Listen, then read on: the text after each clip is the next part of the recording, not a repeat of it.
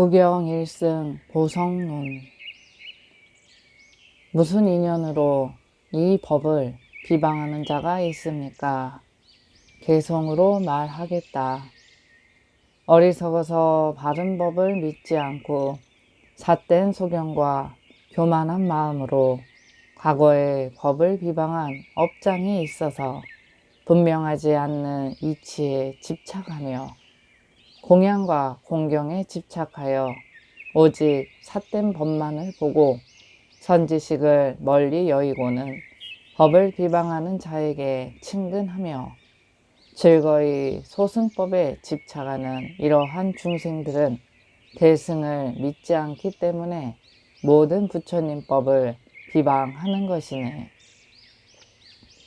슬기로운 이는 다음의 것을 겁내지 않나니 원수, 뱀, 불 따위의 독과 인다라 또는 벼락과 칼, 몽둥이와 사나운 짐승과 사자, 호랑이, 이리 따위는 목숨을 끊을 수 있을 뿐이고 저 두려운 아비지옥에 사람을 들어가게 할 수는 없지만 그 반면 깊은 법을 비방하거나 법다운 법 비방하는 것을 겁내나니 이것은 결정코 사람으로 하여금 저 두려운 아비지옥에 들어가게 하기 때문이라.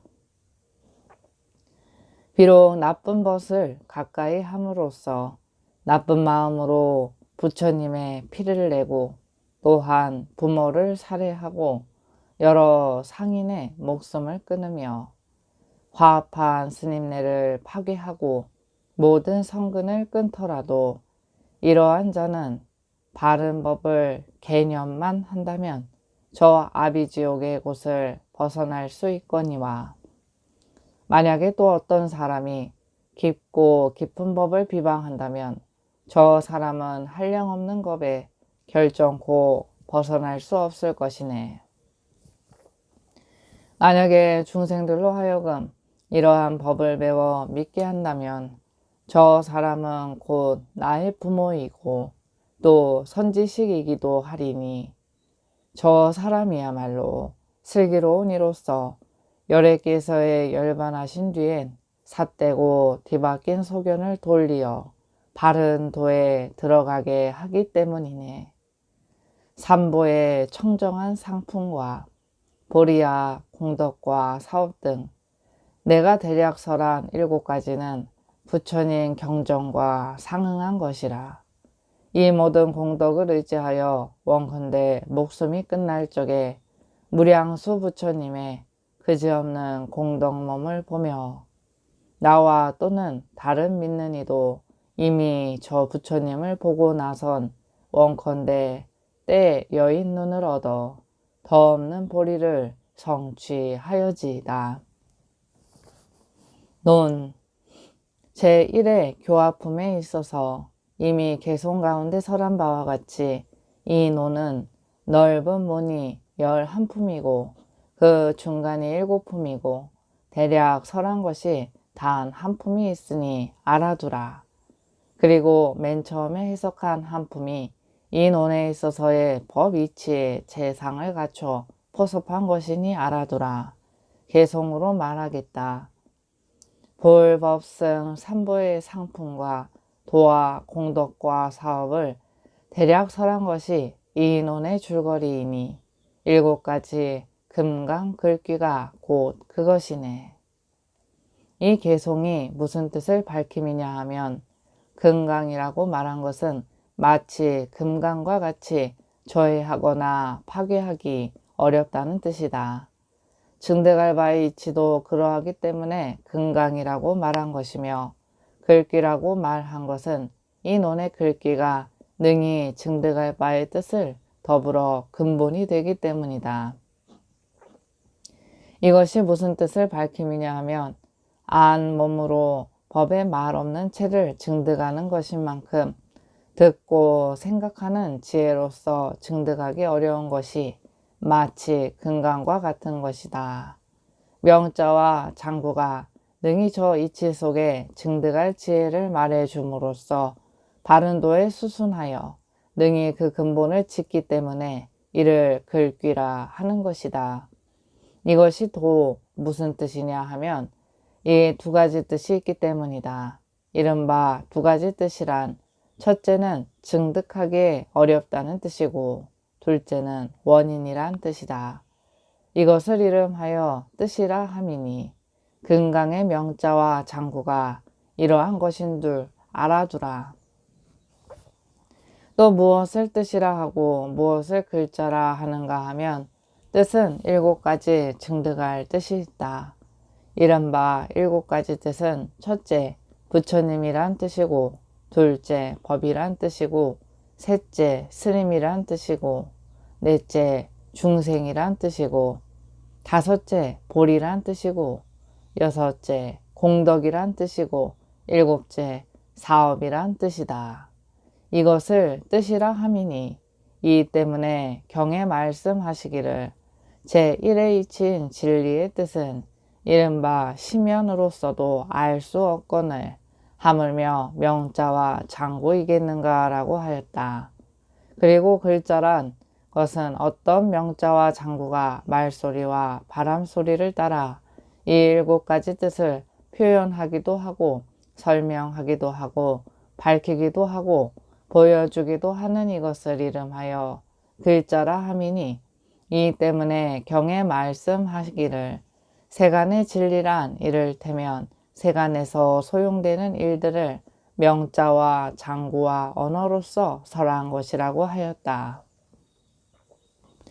또 이 7가지 금강 글귀의 뜻은 여러 경 가운데 널리 설한 것과 같으니 알아두라.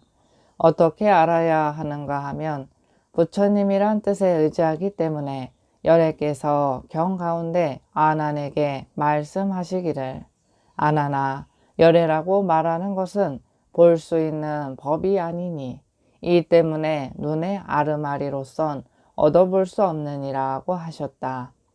법이란 뜻에 의지하기 때문에 열애께서 경 가운데 아난에게 말씀하시기를 아나나 법이라고 말하는 것은 설명할 수 있는 일이 아니니 이 때문에 귀의 아르마리로서 듣는 것이 아니니라고 하셨다.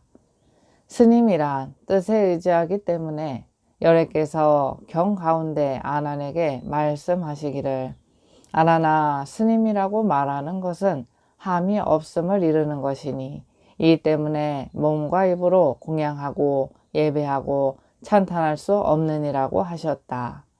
중생이란 뜻에 의지하기 때문에 열애께서 경 가운데 사리불에게 말씀하시기를 사리불아 중생이라고 말하는 것은 곧 모든 부처님 열애의 경계라 일체 성문 벽지불 등이 바로 지혜로서도 중생이란 뜻을 관찰할 수 없거늘 하물며 마음이 산란한 범부이겠는가. 이 뜻 가운데 오직 열애를 믿을 뿐이다. 이 때문에 사리부라 열애를 따라 이 중생의 뜻을 믿을지니 사리부라 중생이라고 말하는 것이 바로 제1의 이치인 진리이니라. 사리부라 제1의 이치라고 말한 것이고 중생의 경계이니라. 사리부라 중생의 경계라 말하는 것이고 열애장이니라. 사리부라 열애장이라고 말하는 것이 곧 법신이니라고 하였다. 보리라는 뜻에 의지하기 때문에 경 가운데 말하기를 세존이시여 안욕 따라 삼맥 삼보리란 것이 곧 열반의 경계이겠나이다. 세존이시여 열반의 경계란 것이 곧 법신이겠나이다 하고 하였다. 공덕이란 뜻에 의지하기 때문에 열애께서 경 가운데 사리불에게 말씀하시기를 사리불아 열애가 설한 바 법신의 뜻은 항아사보다 진화는 떠나지도 않고 벗어나지도 않는 헤아릴 수도 없는 부처님의 법이며 열애의 지혜 공덕이니라. 사리불아 마치 세간의 등불이 광명의 빛과 다임이 떠나지도 않고 벗어나지도 않는 것과 같으며 또 만이보배구슬이 광명의 빛과 형상이 떠나지 않고 벗어나지도 않는 것과 같으니라.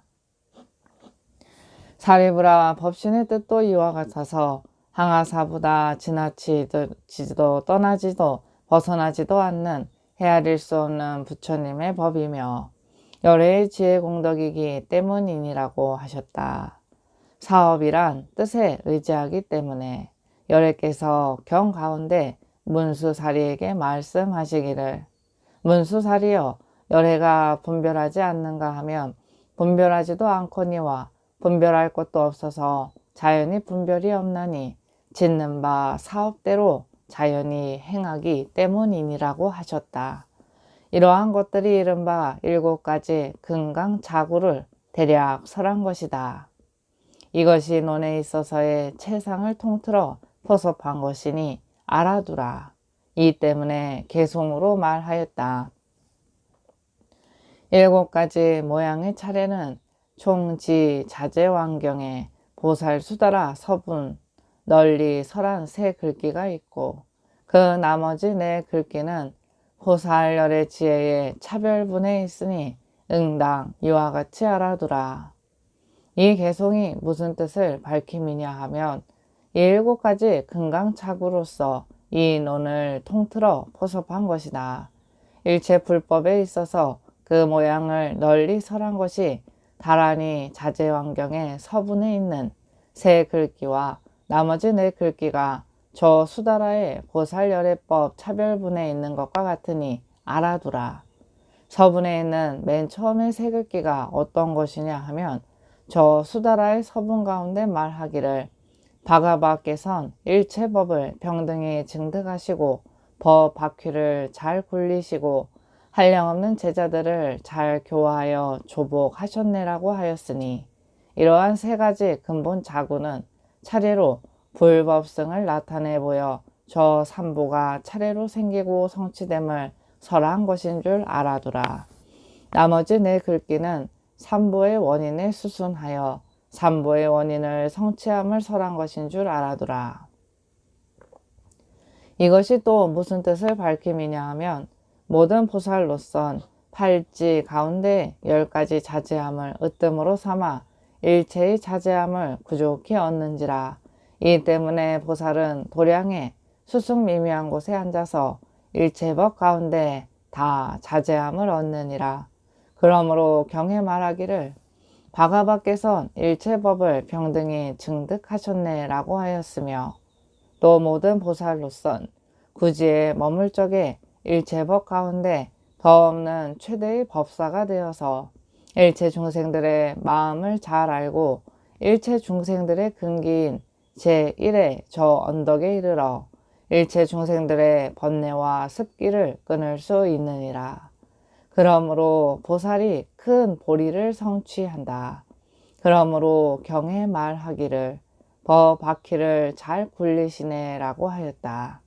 또 보살로선 십지 가운데에서 더 없는 법왕의 지위에 머물게 되고 그 뒤에는 일체 부처님 처소에서 불사를 일으키는 것이 자연히 행하여 항상 쉬지 않나니 그러므로 경 가운데 말하기를 한량없는 제자들을 잘 교화하여 조복하시네 라고 하였다.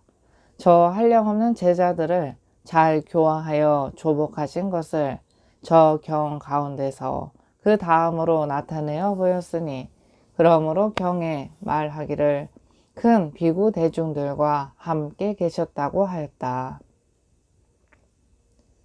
이와 같이 또한 또 한량없는 보살들이 있어 함께 계시고 이와 같이 차례로 성문의 지위를 잘 교화하여 부처님의 보리로 일체 번뇌를 잘 조복하시고 이와 같이 필경 한량없는 공덕을 지니신지라. 또 성문보살의 모든 공덕을 설하고 나서 다음엔 모든 부처님 열애의 불사의한 삼매 경계를 설하셨다. 또 모든 부처님 열애의 삼매 경계를 설하고 나서 다음엔 때없는 큰 법의 장엄에 법의 궁전을 성취하는 것을 설하셨다. 또 큰 법의 장엄에 법의 궁전을 성취하는 것을 설하고 나선 다음엔 대중들이 운집하여 갖가지로 열애에게 공경 찬탄하되 갖가지 옷을 뿌리기도 하고 갖가지 꽃을 뿌리기도 하고 갖가지 향을 뿌리기도 하는 것을 설하시니 이러한 것은 불보의 부사이한 일을 나타내 보인 줄 알아라. 다시 그 다음에 묘법에 장엄한 법자를 설하시고 또 묘법에 장엄한 법자를 설하고 나서 다음엔 법문의 명자를 설함과 동시에 공덕을 나타내 보이시니 이러한 것은 법보의 공덕 차별을 밝힌 것인 줄 알아둘지라. 다시 그 다음엔 모든 보살마하살에 공통된 삼매 경계를 설함과 동시에 갖가지 공덕을 나타내 보이시니 이것이 승보의 공덕 차별을 밝힌 것인 줄 알아두라. 그 다음엔 다시 여래께서 큰 광명을 놓으사 모든 보살마하살과 태자에게 법왕의 직위 수여하는 것을 설하시고 다음엔 다시 누구에게도 두려움이 없고 겁약하지 않는 변제를 설하시고 그 다음엔 다시 모든 부처님 열의 제1공덕을 설하셨다. 그 다음엔 다시 가장 제1인 대승의 법을 설하시니 이는 저 대승을 여실히 수행하기 때문에 법 가운데 과증득하는 것을 나타내 보임이라. 이러한 것이고 저 삼보에 더 없는 공덕의 차례의 차별이다. 서분 가운데의 뜻을 대략 이미 끝내었으니 이와 같이 알아두라.